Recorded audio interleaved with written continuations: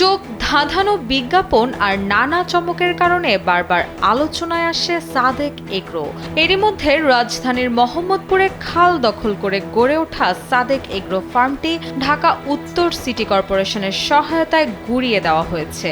অভিযোগ রয়েছে, সাদেক এগ্রো ফার্মের কর্ণধার ইমরান হোসাইনের চোরাচালানের কারবার রাজধানীর বাহিরে দেশের সীমান্ত এলাকা পর্যন্ত ছড়িয়ে পড়েছে।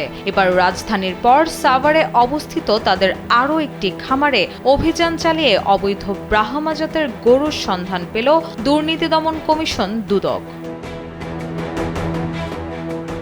সাভারের ভাকুরতা ইউনিয়নে অবস্থিত সাদেক এগ্রোতে অভিযান চালায় দুর্নীতি দমন কমিশনের ৯ সদস্যের একটি দল। এই সময় খামারটিতে পাওয়া যায় ১০টি ব্রাহ্মা জাতের গরু এবং আলোচিত সেই ১৫ লাখ টাকা মূল্যের ছাগলটি। আরও জব্দ করা হয় দাপ্তরিক কাজে ব্যবহৃত ৩টি খাতা। এই অভিযান পরিচালনা করা হয় দুদকের সহকারী পরিচালক আবুল কালাম আজাদের নেতৃত্বে। মঙ্গলবার বিকেল ৩:৩০টার দিকে সাভারের এই ফার্মে অভিযান চালানো হয়। এর আগে সাভারের জাতীয় গো প্রজনন ও দুগ্ধ খামারেও অভিযান চালায় দলটি। অভিযানের নেতৃত্ব দানকারী দুদকের সহকারী পরিচালক আবুল কালাম আজাদ জানান, অভিযানের সময় 10টি ব্রাহ্মা গরুর সন্ধান পাওয়া গেছে। এছাড়াও আলোচিত ১৫ লাখ টাকা মূল্যের সেই ছাগলটিও খুঁজে পেয়েছেন তারা। এখানে আমরা পরিচালনাকালে 7টা এই ব্রহ্মা প্রজাতির গরুর বাছুর পাওয়া গেছে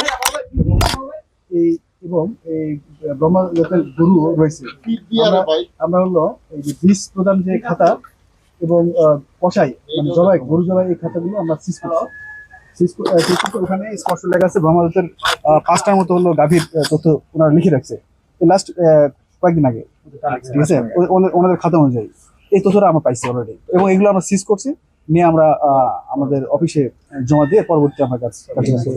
এই বিষয়ে ফার্ম কর্তৃপক্ষের কাছে জানতে চাওয়া হলে ফার্মের দায়িত্বে থাকা ব্যবস্থাপক জাহিদ খান জানান, তিনি মাত্র কিছুদিন হলো এখানে এসেছে। তিনি এই খামার সম্পর্কে খুব বেশি কিছু জানেন না। বর্তমানে তার দায়িত্বে এই খামারে 30 জন শ্রমিক কাজ করছে।